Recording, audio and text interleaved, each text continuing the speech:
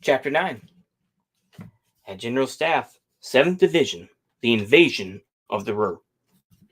My transfer to the staff of the 7th Division also meant taking my leave of the infantry leader's staff, whose commanding officer I had been which had grown so dear to me. I had requested this employment from General Epp especially. I wanted to have under my command not only clerks, but also officers, even if only a few.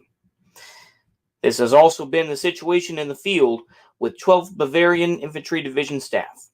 Thus, on at least one afternoon per week, I could take the entire staff to Oberweisenfeld or Neufreimann for target and hand grenade practice, and usually I would find General Epp there to take part. The only member of my former staff to accompany me to my new post was my brave valet, Georg Volk, at my side since May 1919. Majors List and Hundlein, first general staff officers on Epp's staff, were my closest colleagues. We got to know each other on a general staff training tour of Military District 7 in the Tittmoning area. Lieutenant Colonel von Berkham was in charge on this occasion, and a warm comradeship developed which united all participants. The transfer tactic had also caught up with my friend Captain Heiss. The instruction that the transfer was necessary in the interest of the matter was conveyed to the Chief of Army Personnel Office by the Reichswehr Minister personally. Either Heiss goes or I do. Heiss was ordered to Berlin to be informed of the reason for his transfer. Before his departure, in an excellent broadsheet distress signal, he called for the most extreme resistance and struggle. The motivation for this became known from a report in the Parisian magazine La Vie France. In a diplomatic note on 10 September 1922, the Reich government had informed the French government that an obstinate insistence on the reparations requirement with the collapse of the German mark would violently increase the cost of living in Germany generally would be grist to the mill of the nationalists, perhaps helping them to power and thereby endangering peace.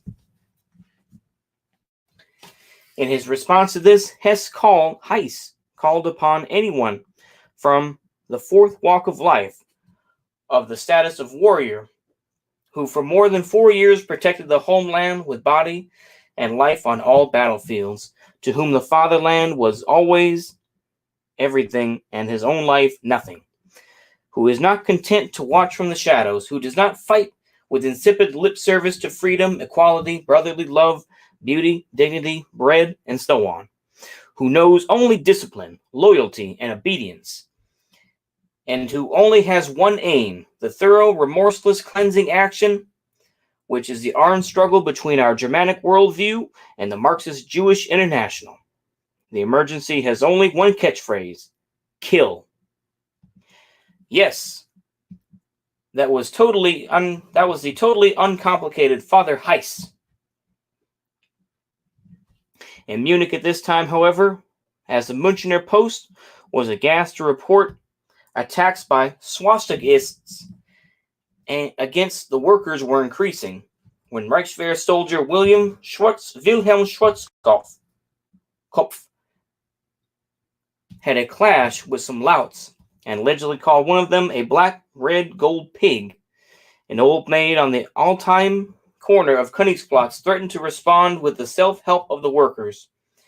When that cut no ice, they came up with the possibility of Americans and Italians being involved after alleged harassment by the swastikists, and explained to the authorities that the present system of tolerating such excesses is resulting in the greatest damage to our understanding in the world. To our standing, For me, 1923 would be a distressing year, a really black year. My New Year's present was my separation from General von Epp. In January, it seemed as though the whole host of envious enemies of incited and misled attackers had been unleashed on me simultaneously. The attacks came from all fronts. Clashes, complaints, and affairs of honor took turns one after another. Many insults forced me to act personally. In other cases, I resorted to the honor court to unmask the slanderer. An official investigation into my person, which I instigated, uncovered no glimmer of dishonor or breach of duty. The person making the allegations was brought to account, but how bitter it felt to be obliged to protect myself against such salvos of abuse. These many personal quarrels were naturally an inhibitory factor, and so they served their purpose and limited my productive power, often considerably. To add to that, at the beginning of the new year, my work sphere received special significance, which required the fullest exertion of all concerned. January 1923 saw the arrival of the French and Belgian marauders in the Ruhr.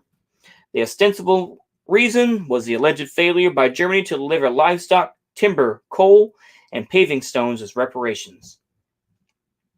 The aim was the occupation of the Rhine and Ruhr and the splintering of Germany by an advance to the River Main, or the River Main, however we pronounce it, Mon Dieu.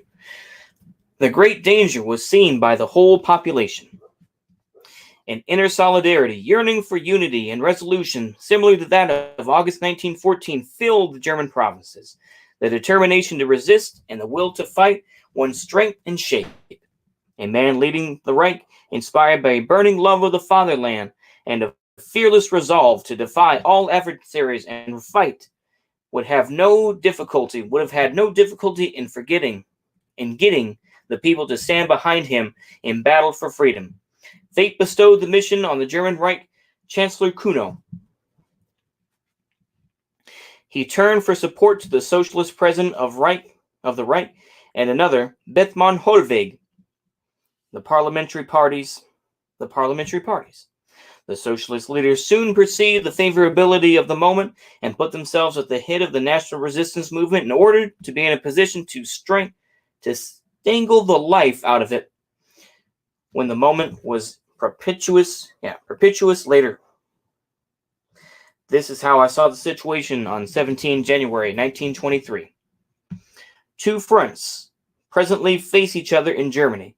In the anti-fatherland front are obviously the communists. The other front is less clear and fixed. The hypocrites of the SPD will use the call for a front of national unity for their purposes, having recognized that their following can no longer be forced into the other anti-fatherland front. They are now avoiding the wrath of their misled comrades by heading the national movement. As in 1914, they will spray their poisonous ideas into the eyes of the people under the protection of a truce with them and while wearing a national mask. As is clear from the announcement of a day of mourning, especially in Munich, the German bourgeoisie had fallen hopelessly for this social democrat sham once again. The only man to have recognized this enormous danger to date has been Hitler, who, so it appears, would have the Pro-Fatherland Association lining up against him if he pointed it out. What will this front of national unity achieve? In an armed confrontation with France, the best nationalist sections of the Reichswehr and nationalist youth earlier in the Freikorps will be sent to the Western Front. The reliable sections will be found safe positions in the East and so maintain the Republic. This will rid the Social Democrats of their nationalist enemies in the simplest way possible. The survivors can then, as before, be exposed to the rage of the mob.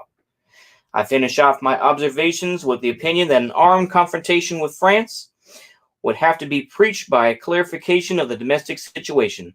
The preconditions for that, which I am forced to omit by referring the leader to the law for the protection of the Republic, concern Reich President Ebert, appeasement policy, and the November criminals. In my opinion, only after guarantees have been given and a clear political objective have been set could there be any talk of a call to nationalist men to take part in a struggle to eject the occupiers. I was convinced that the organization of an army of liberation would be the only possible in the East and not in central Germany.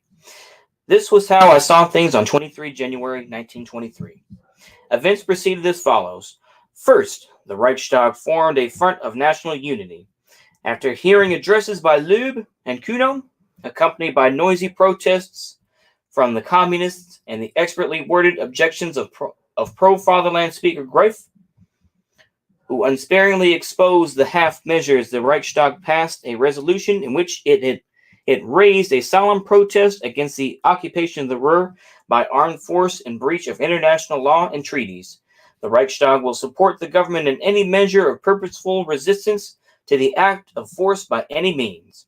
A day of national mourning was called for 14 January 1923 across the entire Reich. In Berlin, there were large gatherings. Even in Munich, mourned and protested before noon officially at the Odeon, at midday at the Feldherrn Hall, and in the afternoon on the Königsplatz. President Dr. von Kneeling and the president of the Bavarian Parliament, Königbauer, made themselves into spokesmen for the army against French imperialism. On the Königsplatz, Professor Bauer, Dr. Penninger, and Father Rupert Meyer all spoke. Only Hitler was missing. He did not wish to speak on the theme of the front of national unity. Phrases impregnated with nationalism and chauvinism put on show. Fashionable meeting with a nationalist carnival, wrote the communist Neue Zeitung and the Münchner Post, full of pro-national indignation, saw in it all a secret fraternization of swastika and Soviet star. The consequences of the disastrous, tawdry, and inadequately arranged morning rally on the Königsplatz created a rift in the previously united nationalist ranks. The National Socialists marched out of the Association of Pro-Fatherland Clubs. The Zeller Group of the United Pro-Fatherland Associations of Munich broke away from Penninger. The Reds in Bavaria were rid of one of their major headaches, the National Socialists. Their most bitter enemy were forced into opposition. Moreover, the Reds' outward show of solidarity with the respectable center had been well received, while their stance brought the National Socialists great difficulties almost at once. A National Socialist rally had been booked for 27 and 28 January 1923 in Munich. Rumors were circulating that Hitler was intending to use this rally to stage a coup, which he had been planning for months. As a result, the state government decided to impose strict regulations on the rally to prevent a threat to peace and order. Hitler responded by demanding for his movement the right to hold the rally in the open air with show and festivities. When his representatives threatened Minister of State Dr. Schwer with the use of force to oppose the regulations, the Bavarian government, Nilling, Gertner, Schweier, Matt, Krosnick, Oswald, Wolzhofer, and Meinl declared a state of emergency. Thus, by 26 January 1923, a clash was now expected on the 27th and 28th between the Nazis and the forces of law and order, local police, state police, Reichswehr, and the militias supporting the Reichswehr. Hitler was in an awkward position. He had stuck his neck out, and to back down now would cause him an intolerable loss of face. All assemblies came under the ban. The Bavarian government itself had also gone down a blind alley which would find it difficult to reverse out. In these hours of great tension, in the hour which could decide his destiny, Hitler found the support he needed in the Reichswehr. In his view of the disquieting situation, General von Lossow had summoned his troop commanders and officers in Munich to attend a conference which many of them spoke out for Hitler, in particular General von Epp, who warned against the Reichswehr becoming entangled in the bungled situation. I gave such loud voice to my own outrage at the Bavarian government that a staff officer attached to the district command asked me how I could have the effrontery to remain in the Reichswehr with such an attitude. Any involvement in politics was a crime for these national unity holders, as I called them. Following a conversation immediately after the conference between General von Epp and several officers who shared my own views, Epp had another private talk with General von Lossow. As a result, the military governor ordered me to bring Hitler to see him. I fetched Hitler straight away, and in the talk, which took place in the presence of the chief of the state police, Hitler pledged his word guaranteeing a peaceful rally. General von Lossow now requested me to appeal to the Bavarian government in his name for a mitigation of the orders. I accompanied Hitler to the State Commission for Upper Bavaria, Kahr, who agreed to intercede on Hitler's behalf. From there, I went with Hitler to the State Commissioner for Munich City and Environs, Police President Nortz, who, after a long and exhaustive interview, stated his readiness to approve some of the National Socialist assemblies. Hitler had to guarantee a peaceful rally on his word of honor. Thus, we achieved a great success, which filled me with personal pride. The intervention of the state military governor had prevented the Reichswehr and militia groups being embroiled in a very sensitive situation against the NSDAP. Thus, events were avoided whose extent could not be foreseen. Hitler wriggled out of his very disadvantageous position, and the rally went off quietly. The NSDAP could proudly unfurl its banner. It was to be expected that the night of the assembly on the day of the rally would cause a storm of indignant protest from the enemies of the NSDAP. In the Reichstag and Bavarian Parliament, the Marxists made bitter protests against the weakness of the Bavarian government. The red and pink press raged. The Frankfurter Zeitung aimed its attacks principally against General von Lossow, apparently basing these on reports from within the district command itself. They were mollified on 31 January when Police President Nortz was transferred out for having exceeded his authority. Meanwhile, the Bavarian president had returned to Munich following negotiations in Berlin on the consolidation of the so-called Front for National, that is, parliamentary Jewish unity. Agreement was reached that outsiders, in other words, the Volkisch groups, should be excluded from it since it was desired to put a stop to Hitler's aims, particularly in Bavaria. After Nilling's return that night, a ministerial meeting was held from 1100 until 2 o'clock at police headquarters, from which the ministers, coalition party deputies, and the Democrats were summoned from their beds to weigh in against Hitler.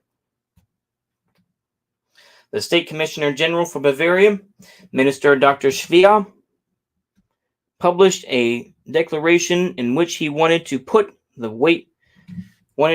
matter straight, and to pacify the Reds, promised not to allow any more NSDAP rallies.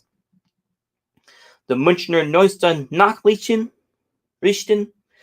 came out on Hitler's side, after sharply criticizing the Bavarian government for its serious blunders, especially the declaration of a state of emergency, as a grave foreign policy error. It made the following observations about the pro-fatherland movement. Whoever has feelings for the Germany of the future will be convinced that the future of Germany and Bavaria lies with the supra-partisan organizations and not the political parties. The political parties of today are without exception remnants of Imperial Germany. Their leaders, parliamentary duties, and train of thought belong to the past and are the past. The new Germany will not be built by those representing interest. The new Germany will be built by nationalists and not as nationalists. Okay. Someone really... Yeah, this is very difficult to read, I have to say. I mean, this is part 8 now. Yeah, this is very, I'm trying to find the proper points to, anyway, you can judge me as you need to. Perhaps we would do well to remind ourselves of these words. Even in pro-fatherland circles, the crisis was not without far-reaching effects. For some considerable time, I had been observing Pinniger's activities with a jaundiced eye. His attitudes towards Hitler in the worst days of the emergency convinced me to follow Pinniger no farther. and therefore I asked General von Epp to arrange to talk with him. This took place on the evening of 27 January in my office. Present were Dr. Pinniger, Dr. Müller, Captain Heiss, and I. At the end of a heated 2-hour debate between Dr. Pinniger and myself, I asked him to release me from my promise of collaboration with him. When he decided on 30 January, I prepared a written statement declaring that I considered my relationship with him at an end. Captain Heiss supported me in a memorandum which I circulated amongst my closest political friends. I justified my action by pointing to the accusations he had made against me. This memorandum was later the subject of proceedings in the Honor Court and finally thrown out in July 1923 by General von Lossow. Immediately after the conference with Pinniger, Captain Heiss made the following statement after consulting Lieutenant Colonel Hoffmann. Declaration. The Reichsflagge and the Lower Bavarian Organization stand at the side of their ally Adolf Hitler in the struggle forced upon him. They are convinced with Hitler that despite the difficult foreign situation, that the struggle with Marxism cannot be suspended temporarily, and that the reckoning with the November criminals is a prior national requirement and the precondition for every action to expel invaders from abroad. They regret that by the manner in which they arranged the day of national mourning, the pro-fatherland group's leader gave the impression of being in favor of the Front for National Unity event, even at the expense of rejecting Hitler. They hope that the pro-fatherland groups change their stance and expressly confirm themselves for the National Front declared by Hitler against the International Front. They consider the Pinniger-Zeller conflict to be a personal affair between the two men and do not wish to involve their own groups in it. In order to guarantee the necessary independence and freedom to maneuver and make decisions, the group will take the necessary measures if they have not already done so. Signed, Heiss. On 23 January 1923, Captain Heiss appointed a member of the policy staff of the Reichsflagge state leadership and his plenipotentiary in Munich. The past of Pinniger and myself has finally diverged. The invasion of the Ruhr by France and Belgium presented the Reichswehr with special tasks. For good or evil, the Reich government had to be made familiar with the idea that passive resistance only could lead to active resistance for the Reichswehr. Whether this idea was given serious thought, I cannot say. In any case, however, nothing was done to curtail the pro-internationalist anti-military press. That was necessary if the idea was to foment the fighting spirit of army and Volk. Thus, the Münchner Post felt itself at liberty to make revelations of a kind which were greatly prejudiced military preparations, and I found it incumbent upon myself to write the following letter to the Bavarian president, with copies to the State Minister of Justice, the police president, and the chief of state police. RE treason. Or response, yeah. Okay. The 8th February instant edition number 32 of the Münchner Post contains an article entitled Bavaria and Reich Against the Domestic Enemy, in which the use of technical emergency assistance of the state police and the Reichswehr, the emergency police organization, etc., are discussed, and particularly the fact that sufficient weapons are present in the state. The enemy states obtain their information mainly from the press of the leftist parties is a known fact. That the discussion about the identification of establishments and measures mentioned in the introduction will give the French the hoped-for justification and motivation for their acts of aggression. Needs no pointing out. The national enemy, the worst to be threatening Germany right now, is given support from such publications. I therefore request that effective measures be taken immediately, which render impossible support for the enemy from within our own ranks through dealings and publications which are in effect treasonous. Today it is no longer a secret that the Reichswehr had made certain preparations at that time to protect the threatened fatherland. These preparations naturally stopped short. As staff officer of the 7th Bavarian Division, I had more than sufficient work, especially in my own area of activity, but what I longed for did not become reality. My own goal would have been to call upon the entire people for armed resistance against the arch enemy, to put an army on its feet which could defy the arrogance of a victor gone mad. The goal of the army leaders was limited to offering political advice to the government and making preparations to prevent the French and Belgians advancing to the heart of Germany. I set down my ideas in a memorandum. Thoughts on the preparation and execution of the mobilization on 8 March 1923, which I handed to the military governor of Bavaria, General von Lossow, for his information. In short, while I had been in his immediate subordinate, I had developed full confidence in him. He was a highly competent, decisive officer with an open mind. To set at rest anxious minds and the Entente, these were purely personal ideas in no way bearing an official character or being accepted as having such. I shall set out here just a few. Germany enjoys today the blessings of a delightful League of Nations. The father of the structure, U.S. President Wilson, went insane shortly after creating it. The interests of this remarkable fellowship should bear the words, Si vis bellum, para pacem. If you want war, prepare for peace. Peace and reconciliation of peoples are loudly preached within the permanent sound of drums and trumpets, so that arming for war may proceed unmolested. An honest people would do better than to cling to the older adage, if you want peace, prepare for war. The preparation for war is a serious patriotic duty. The soldier who risks his life at the front has a special holy right to this duty not being neglected. This has nothing to do with warmongering. Those who wanted war the most were always heroes of the rearward areas, and homeland warriors.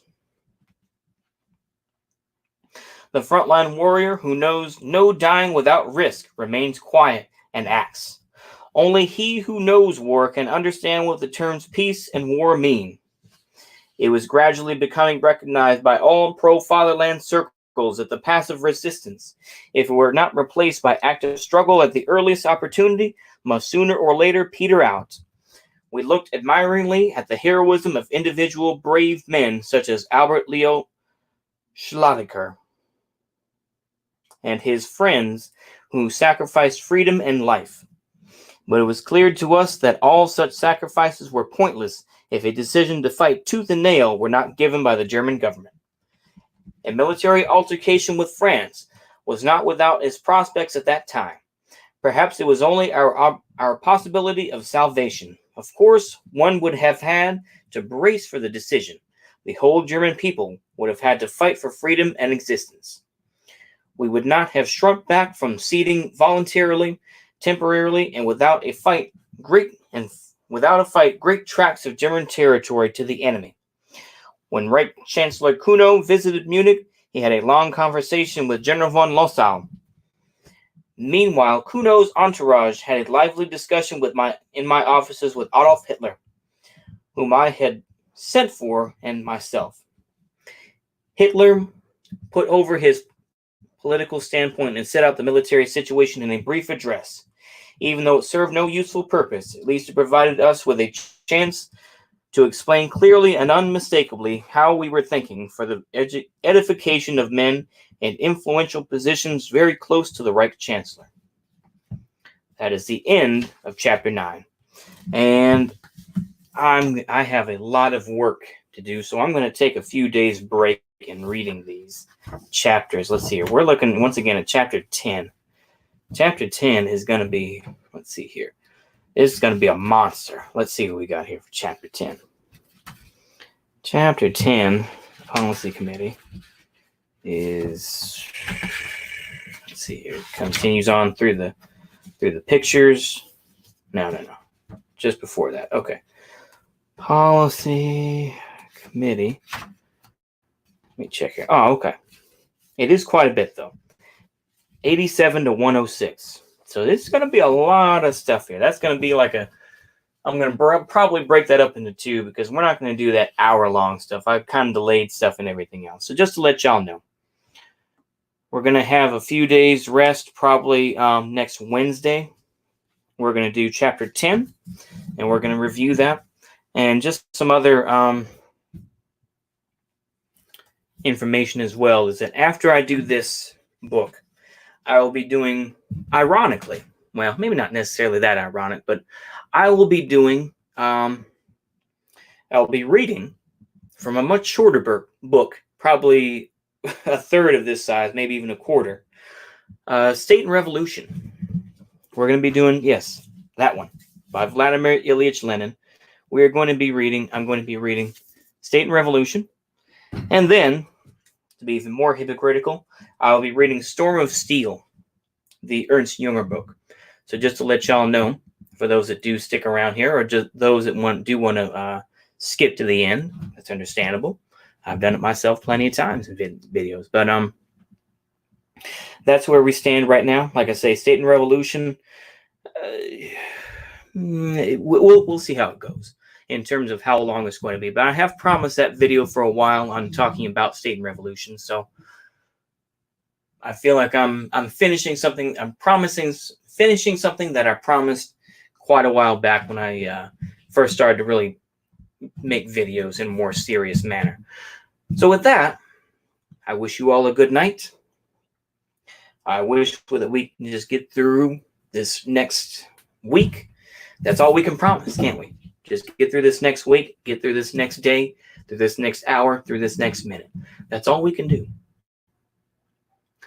And with that, I will leave you all a good night.